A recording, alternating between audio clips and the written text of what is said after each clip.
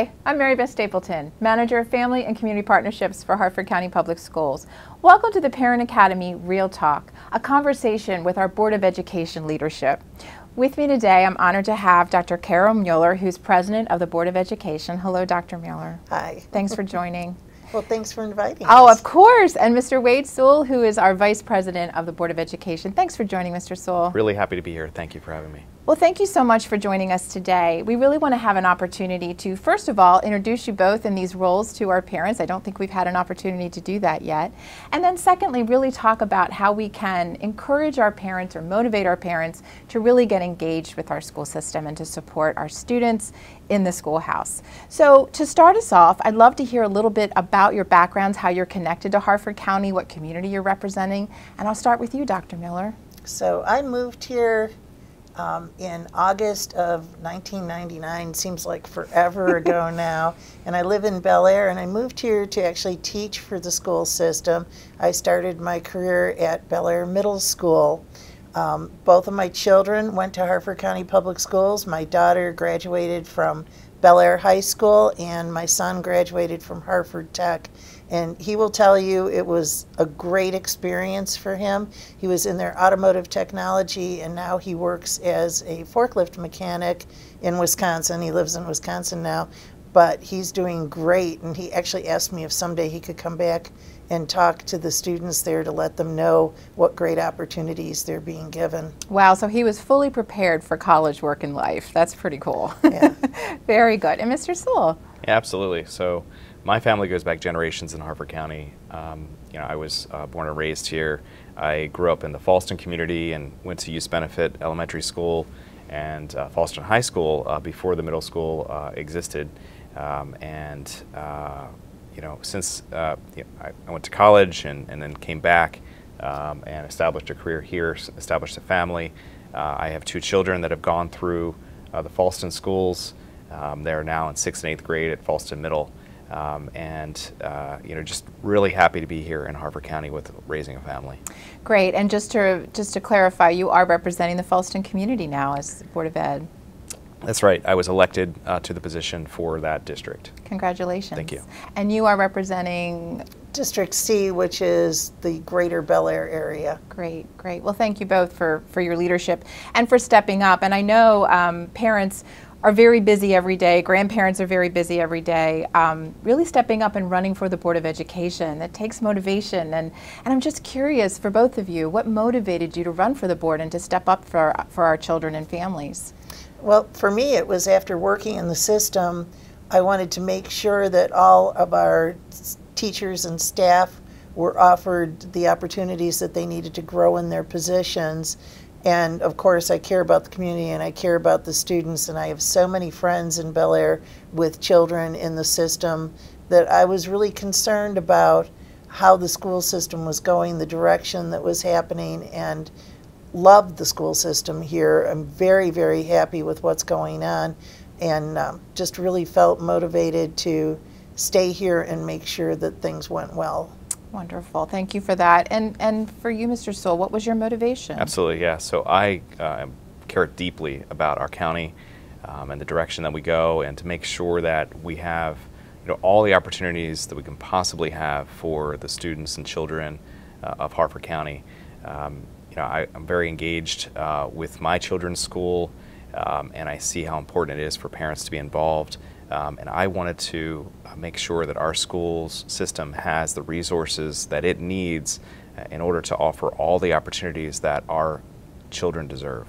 And to think about the resources and where we are right now, let's talk a little bit about the budget process and to help parents understand what's actually happening. There's some confusion perhaps.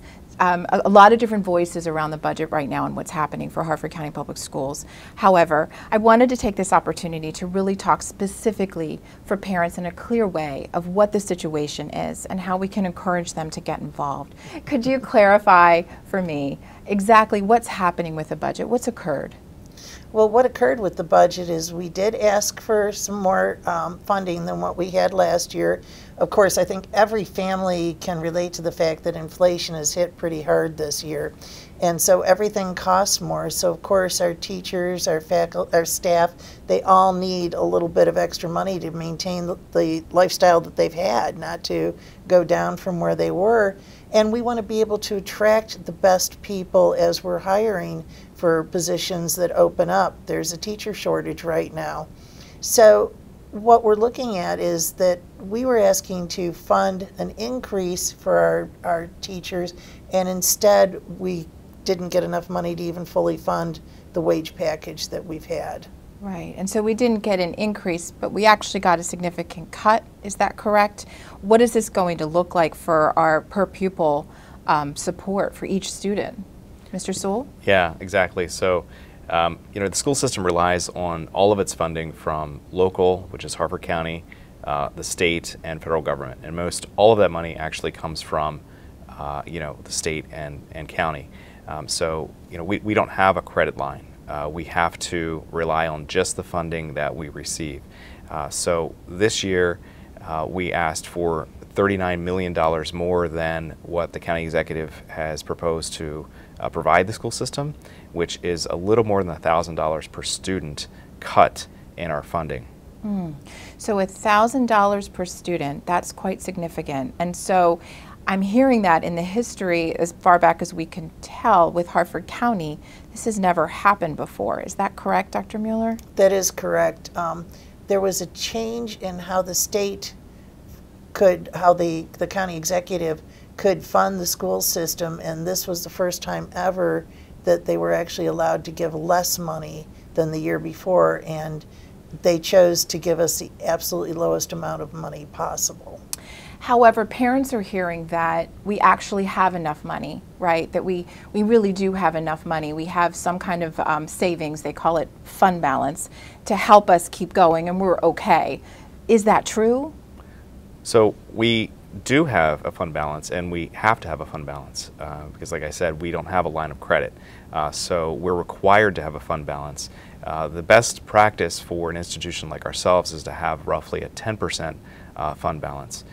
So right now we're carrying roughly a 5% fund balance. So we're less than where we need to be, and those funds are used for emergencies, or let's say healthcare costs more over the course of the year, or let's say we have a disaster at a school, that type of thing. So we absolutely need those things. And what's interesting is the county executive himself said that fund balance should never be used for recurring expenses like salaries, if we need to provide more in a budget item, that type of thing that is a recurring cost.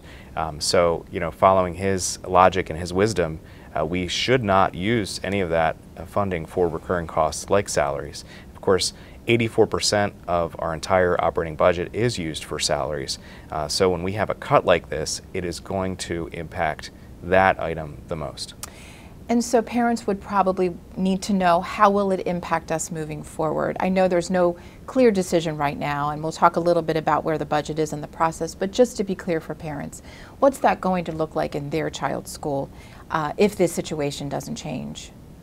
So it might result in larger class sizes, and not because we've been working really hard to get class sizes down, but when you don't have enough funding to pay teachers, the only alternative is to put more students in a classroom. And that's something that parents say they absolutely don't want. They actually want smaller class sizes because we know that's the most beneficial situation for our students, for sure. So now that we're in the budget process and the county executive has released his budget, parents might not be clear about what happens next. So what does happen next? Sure. So the county executive had provided his budget to the county council for their review. The county council is very limited in what they can do with that budget. They are only allowed to decrease line items. They are not allowed to add money. Unfortunately, there's not much good news going forward unless the county executive hears directly from parents that they don't want this to happen, because of course parents are a huge part of Harford County citizens, parents, grandparents. Really the county executive needs to know that you value the funding of our school system, and possibly he could do something from his end to increase that. So to that point, the council has the budget now, they review it, and then what happens next? They can either choose to pass it, make amendments, which would be decreases to line items, or if they don't take an action on the budget, it actually just simply passes on its own. So time is of the essence for advocacy. So what can parents do to advocate on behalf of their child? What can they do? How can they reach out and try to really share their concerns? Who do they talk to? So probably the best place to start would be with your county council member. And if you're not sure who that is, you can look it up on the county website. For my district, it's Tony G for the Bel Air area. And talk to them, let them know what's going on and what your feelings are about that. And then the alternative place, you could talk to the county executive's office also. Okay, so reaching out and talking to your councilman. And then, like I said, time is of the essence, so over the next few weeks, there will be sessions, budget sessions at the council? Yes, okay. May 4th and May 10th. Okay, and then after the council, there's another process for us one more time, right? So what happens after we get the final number? Where are we there? What do parents need to know what comes next? So we'll need to balance our budget. Whatever funding we are provided, that's when, if we're not funded everything that we asked for, then the budget needs to be pared back. Different line items will have to be pared back. So that will happen, before the end of June. Okay. We will have to have had that, completely decided. So parents need to be monitoring that and perhaps even coming to the board meeting or watching the board meeting streamed to get a sense of what's happening and what could impact their child's school. Because it'll all happen in the open meetings. We'll be discussing what items, item by item, what needs to be cut in order to balance the budget. And just to end quickly on the budget and the conversation at the board meeting, I know parents sometimes ask during the public comment time, what are you doing as a board member? As parents are coming up and talking about concerns with you, what are some things you're doing? Because I know you can't respond, but I know there's follow-up, and I would just love our parents to know how you approach those comments. Well, first thing is I take notes during the entire time while people are commenting, so that I make sure that I follow up on the things that they're asking about. And then we go to the people in the school system that are in those areas and we ask those questions of them, because we don't know everything by any means, but we do know who to go to get answers to questions. Yep. Same thing for you. Yeah, that's exactly right. Yes. We take it very seriously when the public brings a concern to us, and then we simply go to the experts that we already have here to figure out how things are done or how we can possibly change things to make them better. So parents might be hearing in social media, in other ways, actually even news stories, that Harford County Public Schools is not efficient with our spending, that we really do have to be more efficient. We have to go line by line and see where we can really just be more conservative with our spending. So to that, what would you say in response? Well, the ask that we made was for wages, and it was for eliminating the pay-to-play for the sports. So two things. Two things. We asked for two things. Teacher wages. Well, staff wages. Staff wages, thank you. 5,000 staff wages, and the sports. Right, and the staff wage increase, I mean, we all know what inflation's been doing, was 3%. Okay. 3%. When you think of inflation, and I don't know the exact number, was over 7%, to ask for a 3% increase for our employees was really minimal, but it was something we needed to do. We want them to be able to, well, 85% of them live in the community, and that money is going to go right back into the community. So it makes sense that we take care of the people who live and work here. And it also makes sense that we take care of the people so that they would want to live and work here, right? I was thinking that as you were talking. Well, and so the students to be able to eliminate the pay for play, because right now, or in the past, this year we're able to cover it, but in the past students had to pay money in order to play football or basketball or whatever. And we were able to waive it for some people with really low incomes and things like that. But what we want to do is to be able to allow all students. Sports is great activity for students. It's been proven that it increases their grades and their interest in school. So why wouldn't we want to be able to provide that for them? And that was $515,000 that we asked for that, and we didn't get it. So thinking about efficiencies, Mr. Stoll, thinking about line by line, we hear that, go line by line and perhaps look at that a little bit closer. Isn't that what we're doing? Yes, absolutely. That's already done, and that's done continually throughout the year. Our staff are continually looking at ways that we can maximize our funding. We are actually the most efficient school system when it comes to investing taxpayer dollars. We have the most efficient central office, spending the very, very least amount of money out of every county in the state. And also we are at the bottom when it comes to total funding per student. So there really isn't anywhere to cut from. And so to be clear, when we asked for the teacher, the staff package and the athletic fees, it really wasn't an enormous ask. It was just the bare minimum to keep us going, correct? Absolutely. We only asked for the bare minimum. There were other things that we wanted to do this school year to invest in our students because continuously we're being asked to do more. But from the state, also from our customers, the parents and students, they want more. They want more opportunities. That happens daily, where we're requested. Requests are made for these things. So what that means is we need to be able to try new things in a school system. We need to be able to invest in different programs and different staff to provide those programs.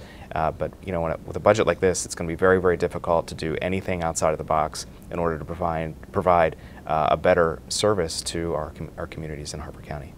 And I want to mention the state because you mentioned the state. So thinking about, again, the message that we might be hearing in the media, that the governor has substantially increased education funding and that we have the money coming from the state. So that's one argument, that we're getting a lot of money from the state, so we should be okay. And again, what's the truth in that statement?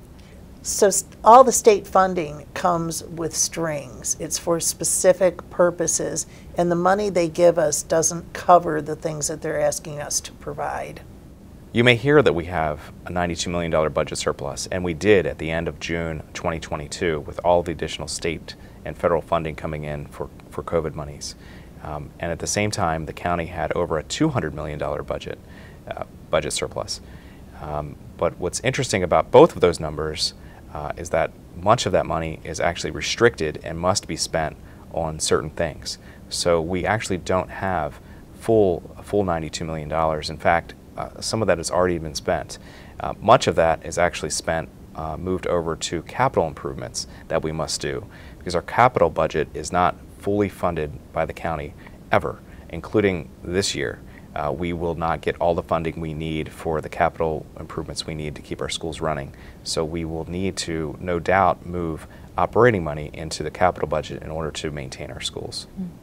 The capital budget is what takes care of our schools. That's roof replacements, HVAC repairs, any emergencies that happen. We have some of the oldest schools in the entire state, so sometimes it is a little costly to keep them running and to do all the repairs so that our students have a safe place. Not only our students, but also our teachers have a safe place to learn and work. Well, thank you both for your service. Thank you for this amazing work that you're doing on behalf of our children. We really appreciate your advocacy and your time, and we know we're in good hands with your leadership. So thanks again for joining me today. Thank you. Well, thank you for the opportunity to speak about these really important things today. Absolutely. And thank you, parents, for joining us. We'll see you next time on Parent Academy Real Talk.